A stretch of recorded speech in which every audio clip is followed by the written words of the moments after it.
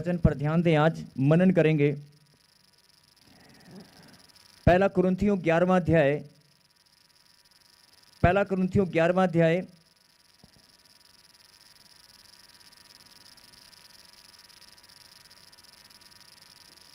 और 24 वर्ष को हम पढ़ेंगे। और धन्यवाद करके उसे तोड़ी और कहा, ये मेरी देह है जो तुम्हारे लिए है, मेरे स्मरण के लिए यही किया करो।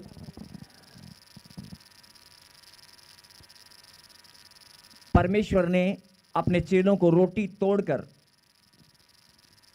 धन्यवाद करते हुए रोटी तोड़ी और कहा, यह मेरी देह है जो तुम्हारे लिए है। ये रोटी मेरी देह है और तुम्हारे लिए है। कहीं आमीन। आमीन। मेरे स्मरण के लिए यही किया करना, यही किया करो। और 25 को भी पढ़ें बेटा। इसी रीति से उसने बियारी के पीछे कटोरा भी लिया और कहा, यह कटोरा मेरे लहू में नई वाचा है, जब कभी पियो तो मेरे स्मरण के लिए यही किया करो। यह कटोरा मेरे लहू में नई वाचा है, जब कभी पियो तो मेरे स्मरण के लिए यही किया करो। बोलो आमीन। आमीन।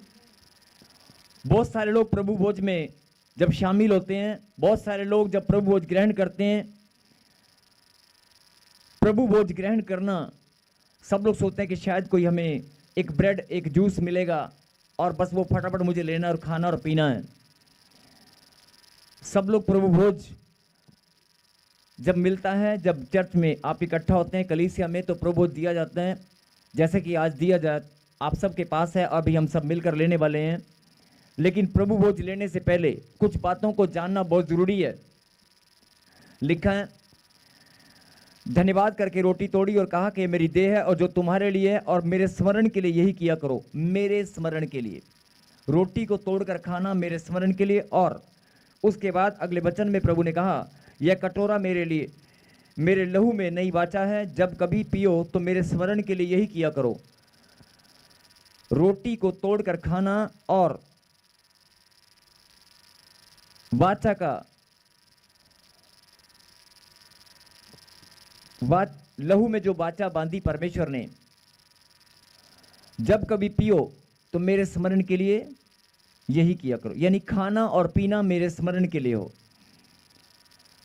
मेरे स्मरण के लिए। ऊंची बात से बोले, मेरे स्मरण के लिए। मेरे स्मरण के लिए। किसकी बात हो रही है यहां पर? परमेश्वर की। अगर आप परमेश्वर को याद करते हैं, अगर आप याद करते हैं, तो उसने कहा मेरे स्मरण के लिए, यानी कि तुम्हारा इकट्ठा होना, इकट्ठे होकर खाना और पीना, तुम्हारा इकट्ठे होकर खाना और पीना, और ऐसा मुझे याद किया करो। ये एक चिन्ह है परमेश्वर ने ठहराया है। और हम सब जब प्रभु भोज लेते हैं, प्रभु को याद करते हैं, रोटी तोड़कर खाते हैं और उसकी वाचा का लहू हम ग्रहण करते हैं। लेकिन आज परमेश्वर आपको कुछ और भी बताना चाहते हैं कि अगर आपने, लेकिन पहले हम आगे पढ़ेंगे, पढ़ें 27।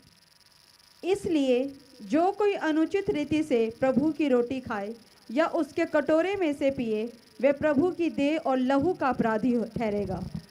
इसलिए जो कोई अनुचित रीति से प्रभु की रोटी खाए, अनुचित रीति, अभी आपने वचन में प्रभु ने आपको बताया कि आप प्रभु के स्मरण के लिए इकट्ठा होना, उसकी रोटी और प्रभु भोज को लेना। जब आप प्रभु भोज को लेते हैं,